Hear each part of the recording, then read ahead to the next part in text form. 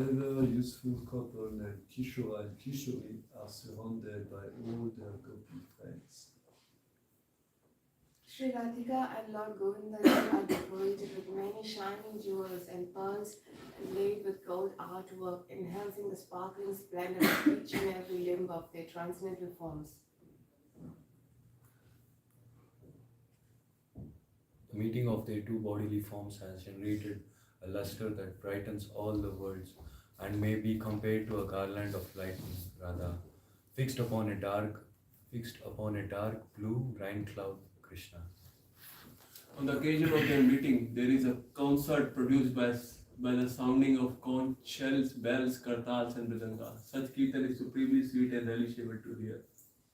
The cover dancers of Vrindavan, led by Visakha Devi, sing the glories of the divine couple with the Priya Narmasakis, while the Priya Narmasakis cool their lawsuits by waving chamara fans. Ananga Manjari offers them sandalwood pulp scented with kuva, while Rupa Manjari places a garland of jasmine flowers about their necks. The beautiful Lalita Sundari holds a lamp of 5 flames scented with camphor and waves it aloft, offering arti to the divine couple. Parvati Lakshmi and the personified Vedas crying great happiness while rolling on the ground and singing of the fortunate position of the damsels of Rajapuri. Bhakti Yoga resides at Surabhi Kunja in the land of Godrumadvipa, relishing the joy of divine love at the sight of this beautiful arti. Okay, Jai Bhakti Vinod Thakur ki. Jai. Okay, so today we are reading from the Chaitanya Charitamrita, Adi Leela, chapter 10, verse number 15. So I will say it once and then you can repeat after me. Bara Shakha Gadadhara Pandita Goswami, Bara Shakha Gadadhara Pandita Goswami, Teno Lakshmi Rupa Dana Samake Hanai, Teno Lakshmi Rupa Dana Samake Hanai, Bara Shakha Gadadhara Pandita Goswami, Bara Shakha Gadadhara Pandita Goswami, Teno Lakshmi Rupa Dana Samake Hanai, Teno Lakshmi Rupa Dana Samake Hanai, Bara Shakha Gadadhara Pandita Goswami, Bara Shakha Gadadhara Pandita Goswami, Teno Lakshmi Rupa Dana Samake Hanai, Teno Lakshmi Rupa Dana Samake Hanai, Bara Shakha Gadadhara Pandita Goswami, Bara Shakha Gadadhara Pandita Goswami, Teno Lakshmi Rupa Dana Samake Hanai, Teno Lakshmi Rupa Dana Samake Hanai, Bhara Shakha Gadadhara Pandita Goswami, Bara Shakha Gadadhara Pandita Goswami, Teno Lakshmi Rupa Danda Samake Anai, Teno Lakshmi Rupa Dana Samake Hanai, Bara Shakha Gadadhara Pandita Goswami, Bara Shakha Gadadhara Pandita Goswami, Teno Lakshmi Rupa Dana Samake Hanai, Teno Lakshmi Rupa Dana Samake Hanai, Bara Shakha Gadadhara Pandita Goswami, Teno Lakshmi Rupa Dana Samake Hanai, Bara Shakha Gadadhara Pandita Goswami, Bara Shakha Gadadhara Pandita Goswami, Teno Lakshmi Rupa Dana Samake Hanai, Teno Lakshmi Rupa Dana Samake Hanai,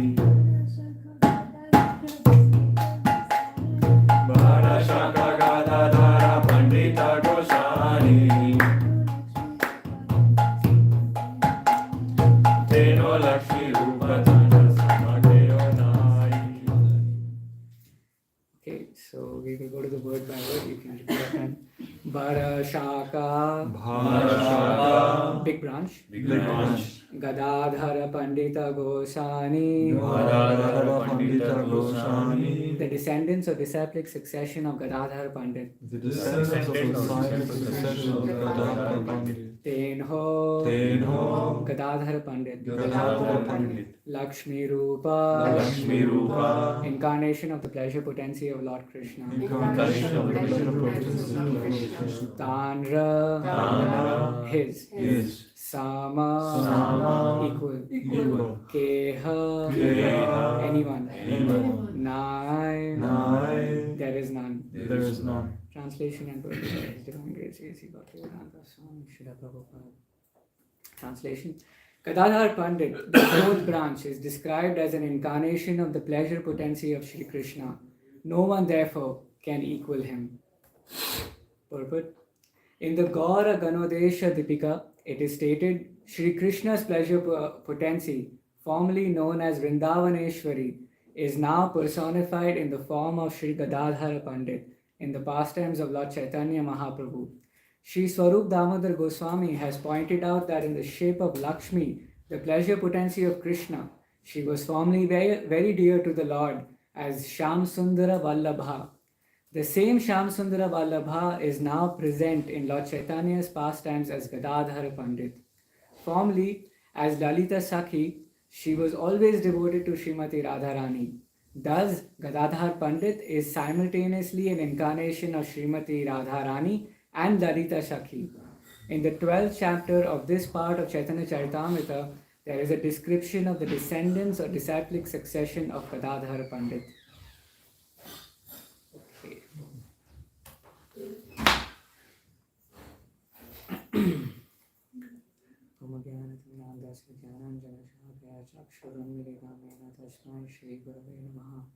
Sarvashastra Piyusha Sarvavedeka Satpala Sarvasiddhanta Ratnadaya Sarvalokeka Drikpada Srimad Bhagavata Prana Srimad Bhagavata Prabhu Kalidvanto Raditya Shri Krishna Parivartita Parmananda Pathaya Premavarshi Aksharayate Sarvada Sarvasevyaya Shri Krishnaya Namostume Madeka Bandho Matsangin Madguru Manmahadhana Manishtaraka Madbhagya Matanandaya Namostute Sadhu sadhu to dain atini chocha takara anamuncha kadachin mam prema het kantayospura Hare Krishna Krishna Krishna Hare Hare Hare Rama Rama Rama Hare Hare.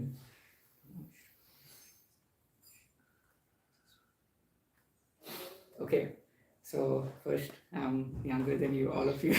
Please forgive me for anything I might say wrong. This subject is quite intense.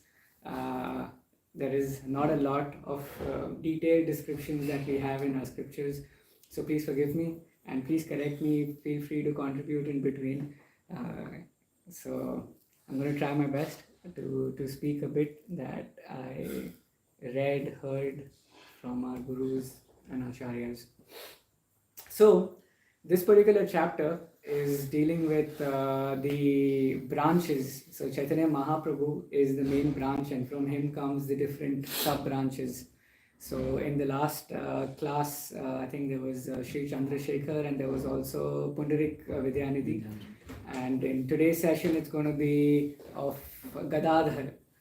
But of course, the Pancha Tattva, as we call them, or the 5 Ratnas, or the 5 gems, are the most important, and especially for us as Gaudiya Vaishnavas. Each personality that we have in the Pancha Tattva contributes a certain element or represents a certain element of the spiritual world. Like for example, we have of course Mahaprabhu, who is Krishna himself, who is showing us how we should love the Supreme Personality of Godhead. And then we have Nityananda, who is the Adi Guru. He is the Guru of all the Gurus. Without him, we cannot even approach Krishna. And then you have Advaita. Advaita is said to represent Pancharatrika Vidhi. So if you remember, because of him, Mahaprabhu appeared. He was worshipping the Shalagram with the Tulsi, using Ganga water. So he represents Pancharatrika Vidhi. And then you have Srivas Thakur. From Mayapur, you remember Srivas Angan. So he represents so Pancharatrika Vidhi and Bhagavad Vidhi. So he represents the Bhagavad Vidhi. Pancharatrika is by Advaita Acharya. So from him comes Shravanam and Kirtanam, and specifically Kirtanam because Srivas Angan was famous for Kirtans which Mahaprabhu performed. So much so that even when his son passed away, he did not let it stop the Kirtan in itself. And Gadadhar, who we're going to talk about today, represents love in simple words. He represents the bhava, or the actual love that we're supposed to have for Mahaprabhu. So the Chaitanya Charitamrita in itself is like the practical application of the Srimad Bhagavatam. So of course we know Srimad Bhagavatam is the Amala Puran, is the essence. But Chaitanya Charitamrita for Gaudiya Vaishnavas is like even more of a nourishment than Srimad Bhagavatam in itself. There are so many verses in the entire Chaitanya Charitamrita which are re-quoted or quoted from the Srimad Bhagavatam. So for us, discussing the pastimes, the glories of Mahaprabhu and all his associates are glorious in itself.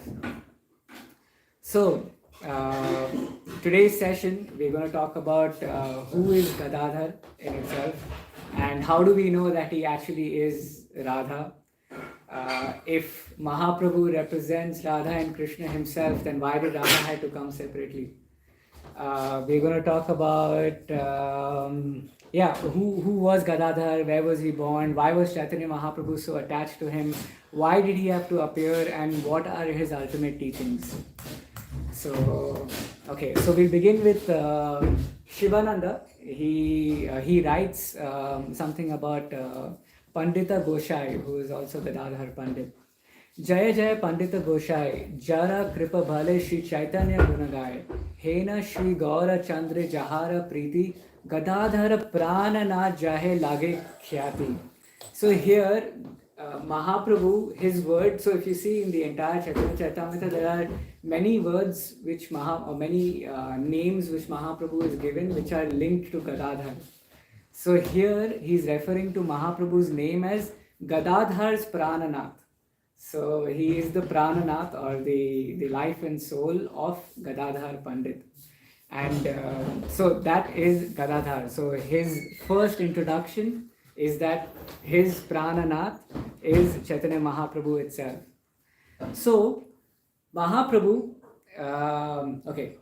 so Krishna, he appeared on a Ashtami, Janmashtami that we generally refer to.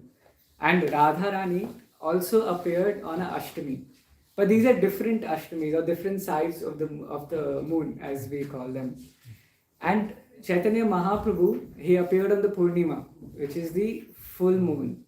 So it's basically Radha and Krishna, the Ashtamis are combined together, and he represented as a full moon. But Gadadhar, he appeared on an Amavasya. So it's described that Gadadhar actually did not want to shadow himself, did not want to remove out any of the glories from Mahaprabhu. So he allowed the full moon to shine, and he chose to come on an Amavasya, on a dark day, so that the Mahaprabhu's glories, which is Radha and Krishna, is complete, always remain predominant. So in Gaura Ganodesha Dipika, which Prabhupada quotes in this particular purport as well, there are this Kavi Karnapurna, who is the author of this particular book.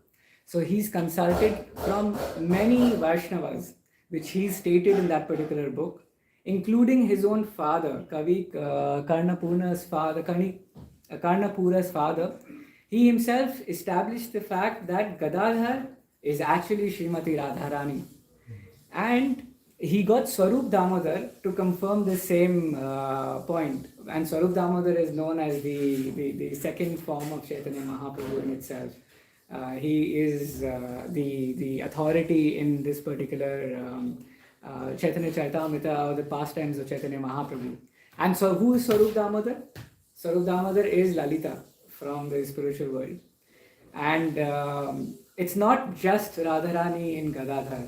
Like Prabhupada mentioned in this particular purport, there is also Lalita that joins in this particular incarnation. So why Lalita? So Lalita is, one of her name is Anuradhika. or one who follows, like Anugata, one who follows in the footsteps of Radharani. So she follows wherever Radha goes. So Radharani she came down to appear. So it's described that Mahaprabhu is in the mood where he wants to experience the love what Radharani feels. And he wants to experience that particular devotion that she has. So Radha at the same time always accompanies Krishna wherever he particularly goes. And there's like a transcendental competition between both of them. So when Radha saw that Krishna wants to experience Radharani's love, Gadadhar, she came down as Gadadhar so that she can give more love even beyond what Krishna and Mahaprabhu was appearing in that particular form.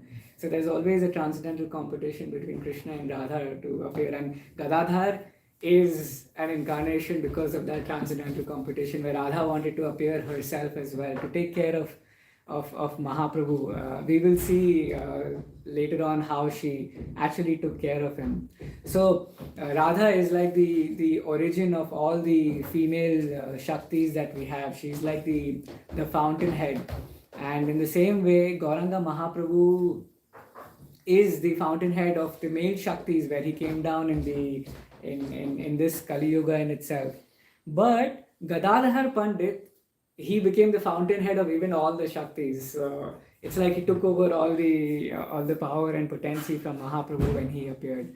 Actually, there is not a lot of difference between both their ages in itself. There is only, actually in one particular section, it's described that they're almost the same age.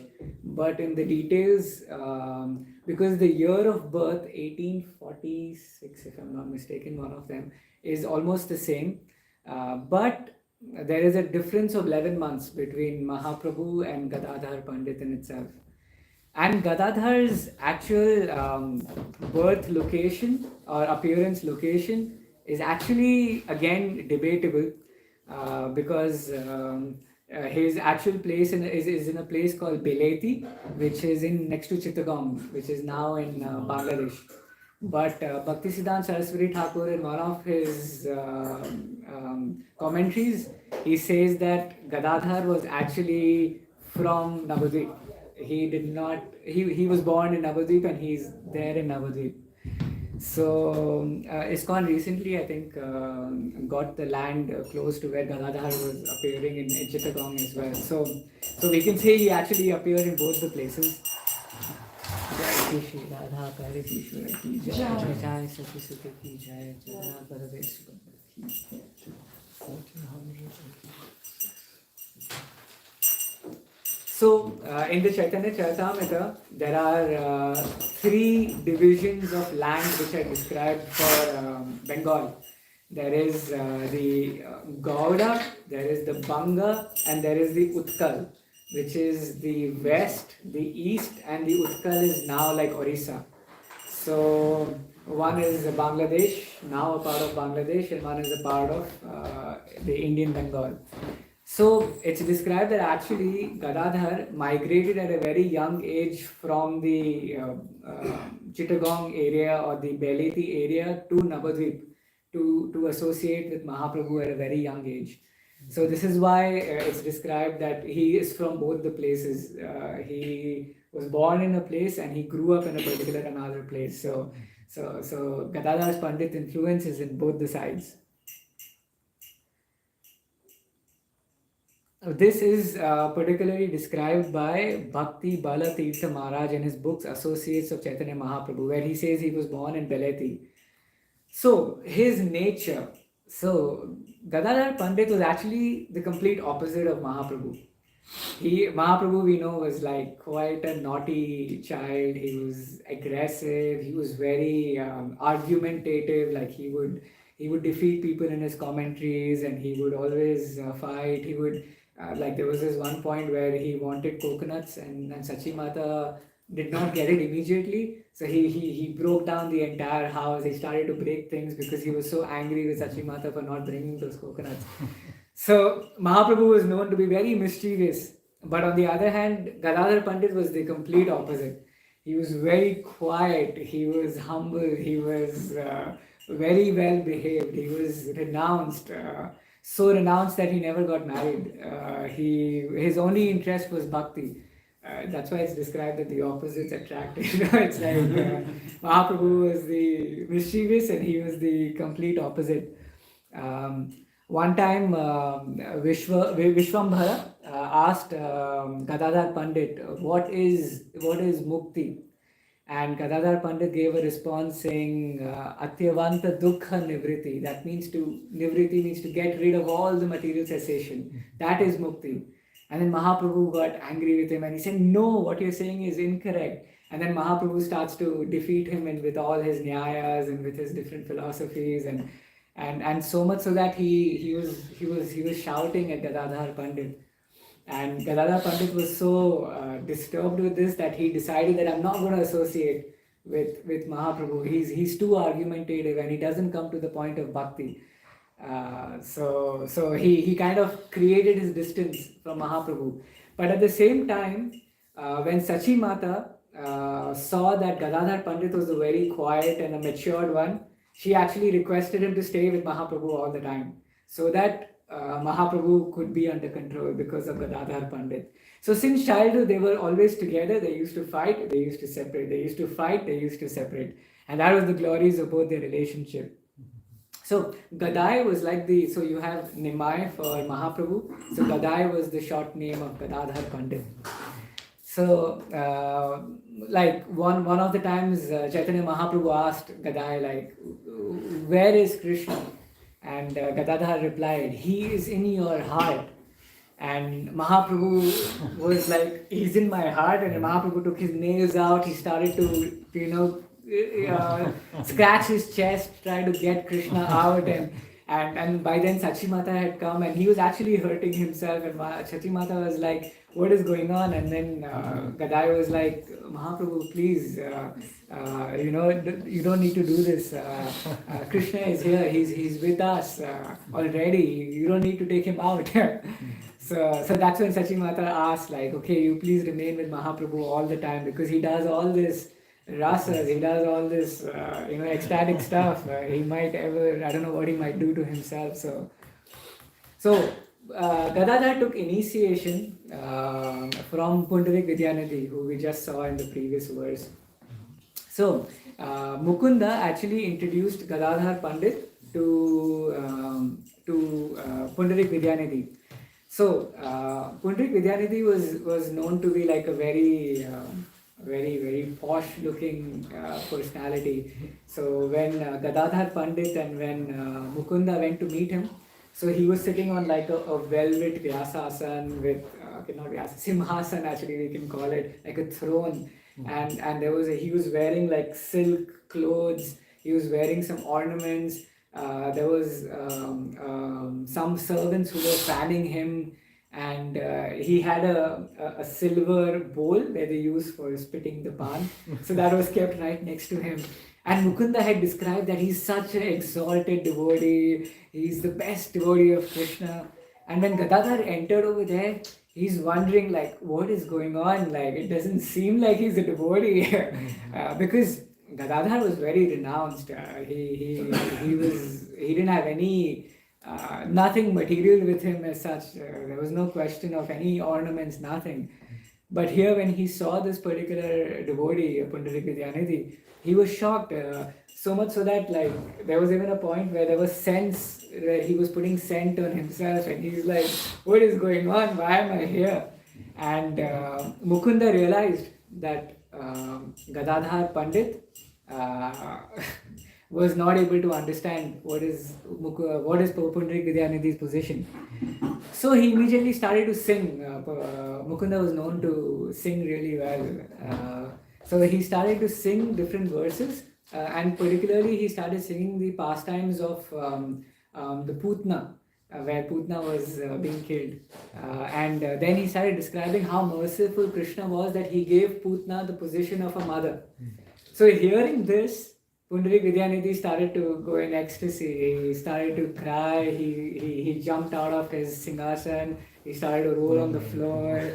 He started to cry. He started to do different stuff that nobody could control him. And by then Gadadhar Pandit was also shocked, and he was actually able to realize of how much of devotion Pundarik Vidyanidhi has.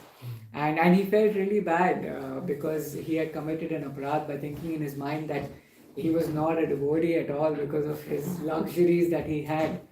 So immediately Gadadhar Pandit begged for forgiveness after Pundarik Vidyanidhi calmed down, which actually took him quite some time to get out of the ecstasy. Mukunda had to stop, otherwise he just went on narrating the pastimes.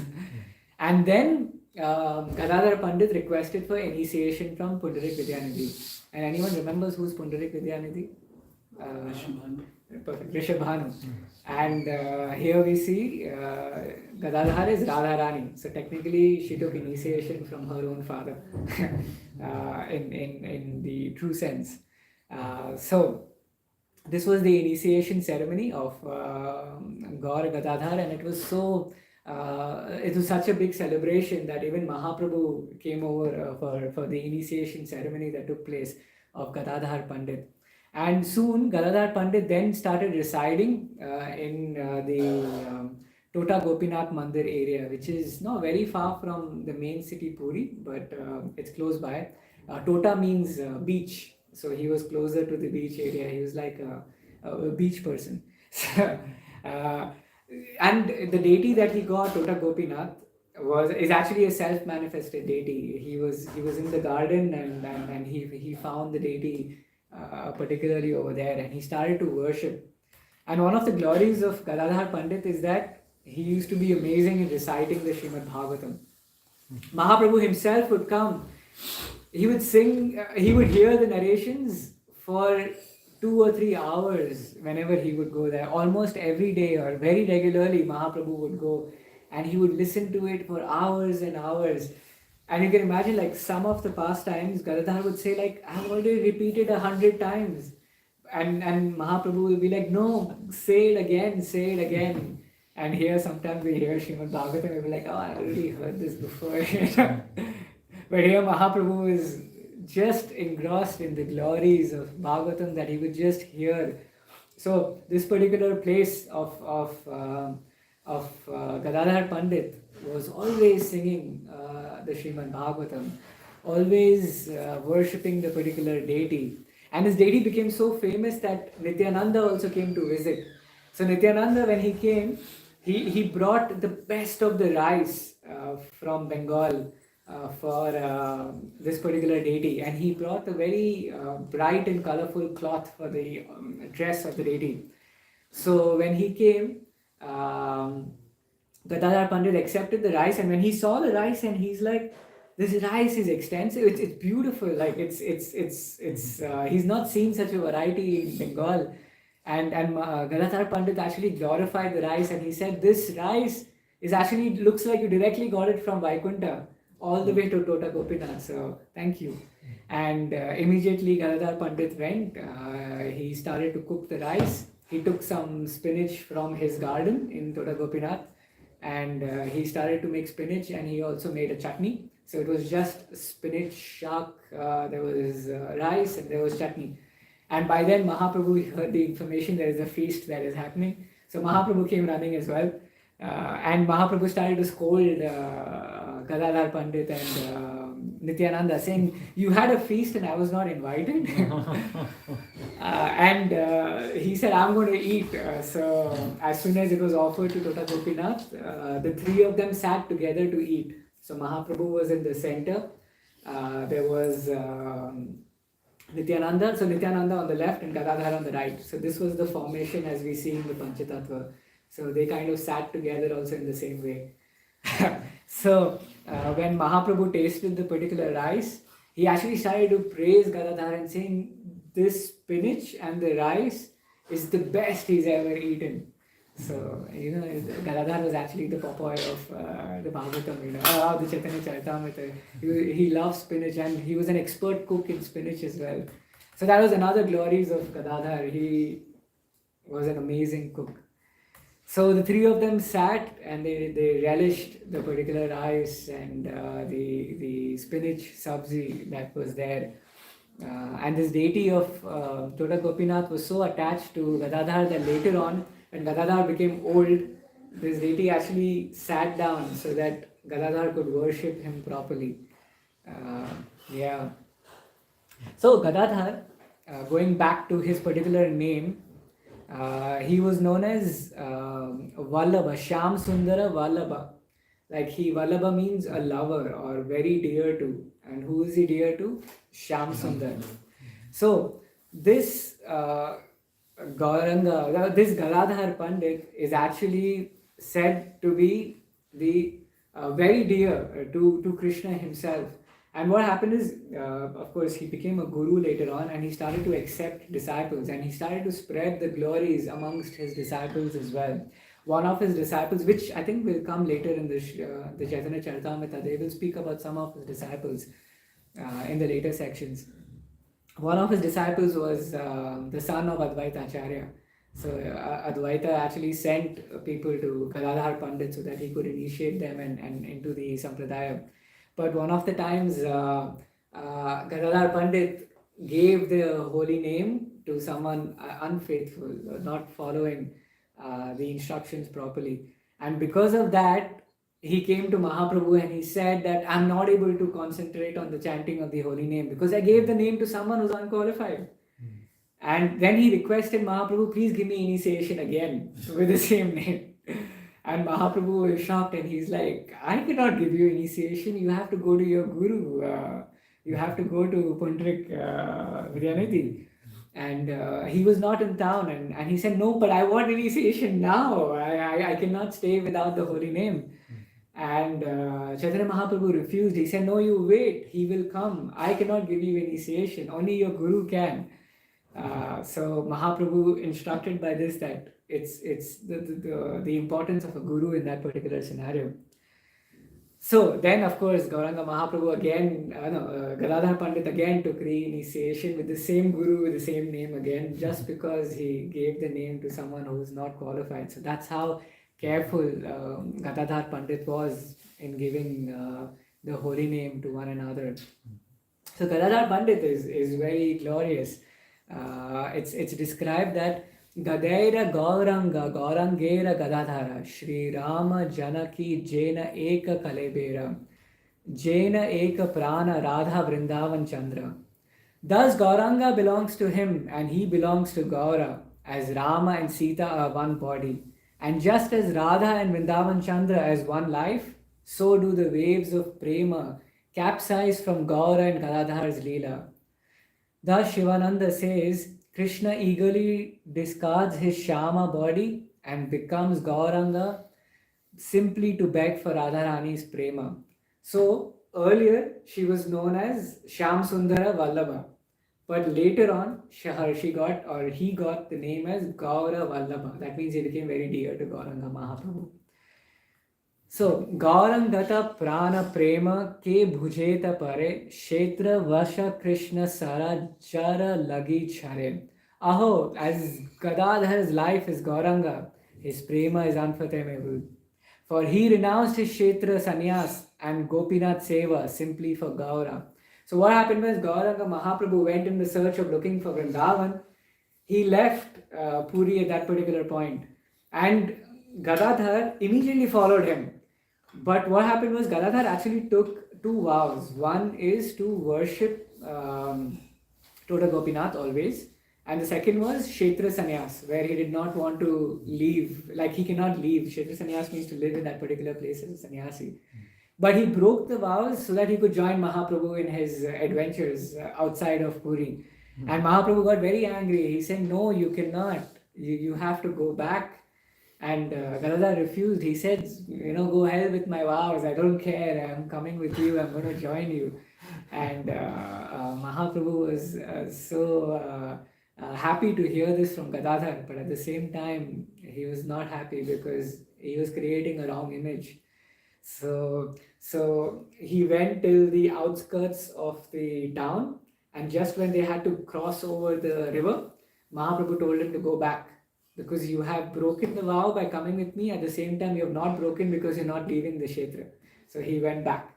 So that's why here it's described that this Gadadhar Pandit, he was so renounced that he broke his own vows simply for Gaura. That was his love for Gaura. And Mahaprabhu, when he disappeared into the deity of Tota Gopinath. He just merged into the deity. Gadadhar also merged in the same way. When he left the planet, so he also left about a few months after Gauranga Mahaprabhu. So in that few months, he was always crying. He was always asking for Mahaprabhu's mercy. He was always reciting the Srimad Bhagavatam.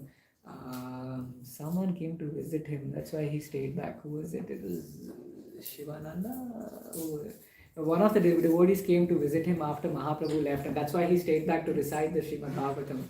But as soon as he did that, he went and he merged into the deity as well of Tota Gopinath. So Tota Gopinath has both Gauranga Mahaprabhu and has Nityananda in it. So these are the glories of Gadadhar Pandit. So it says, Bale Gaura Gadadhar Arti Nihare, which we just sang right now. Nadiya Purabe Bhave Jao Balihari. In this Nadiya, whoever remembers Radha and Krishna will remember Gaura and Gadadhar. And this entire song is the narration of Vrindavan pastime. So whenever we remember Gaura and Gadadhar, we remember Radha and Krishna, just as they did the pastimes together. So these are some of the glories of Gadadhar. Let's all pray that we can understand Gaura and Gadadhar just as we understand Radha and Krishna. Because if we really want to understand Radha and Krishna, we need to first understand Gaura and Gadadhar, ask for their mercy, and then slowly proceed to Radha and Krishna. Bhaktisiddhanta Saraswati Thakur himself established the deities of Gaura Gadadhar in his mat in Mayapur. So it's for us to go there and pray to Gaura and Gadadhar. So thank you. Any questions? Yes. You spoke that you were telling with Pundarika Vaidyanidhi, he was like a very luxurious person. So what was his material position? Was he like I don't know, in a high level, like businessman, or what was he? Good question. I'm not sure. Prabhu. Yeah, King of. He was a king of Orissa. Not Odisha, but there are some I think princely it's states. yeah. He's one of the kings. Okay. That's why he was. At least he was a big landlord, because he has people fanning him and eating pan. Normal people don't eat pan. Because actually there's not a lot of description about his work for some reason. But landlord, king, as Prabhu mentioned. So yeah, but he was very renounced at the same time. He was Yukta Vairagya. So he had all the luxuries, but at the same time he was not. Actually, there are many pastimes of his showing his luxuries. Even Mahaprabhu, when he visited him, there are descriptions that there were some women servitors also around him, and there are so many descriptions in Chaitanya Charitamrita about his luxuries. But not for Mahaprabhu and not for Gadadhar. I mean, in the past life, he was, if you know Barsana, the palace was his, so he could not leave his luxuries, maybe came down along with it. So was there anybody like him who was very luxurious in the general pastimes of? I mean, even general devotees? Even Rupa and Sanatana were known to be very rich. They had so much of money at that particular point. They renounced all their money. Even when they escaped out, when they were put in prison, they used the money that they had to be able to bribe various people to get out. So even Bhaktivinoda Thakur was actually known to be very rich as such. He was a court judge. He was known to be very rich as well. So there are quite a number of rich people. I mean, even Mahaprabhu, Sachimata and who was Mahaprabhu's Jagannath Mishra, and also Gauranga's parents. What were their names? There was Gadadhar's Pandit, his parents. So actually, so they were. Their name was also Mishra. It's Madhava Mishra and Ratnavati Mishra. So both were from the Mishra family as such. But of course, Mishra family is huge in the same tree. But both of them are Mishra. So they were also like well off. They were not very poor. We don't hear of them being poor. So many luxurious people in our scriptures. Any other questions, comments, anything? Buddhi Mutta Khan is also mentioned. He sponsored the wedding of Chaitanya Mahaprabhu. Interesting. Okay, thank you all. Shri Gadadhar Pandit ki Jai. Shri Gaur Gadadhar ki Jai. Shri Prabhupada ki Jai. Patita Pavana ki Jai.